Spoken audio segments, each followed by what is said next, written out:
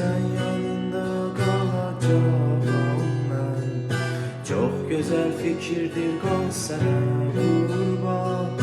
Ne zaman istesen aziz canımı, kumral gözlerinle al sana kurban. Sen müşfiğin yanında kal yine sana kurban.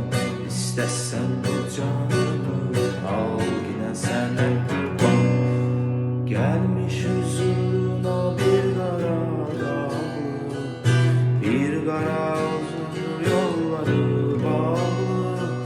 Gel çekmek ümime sen hicran dağı, gümüş topuğunda kal sana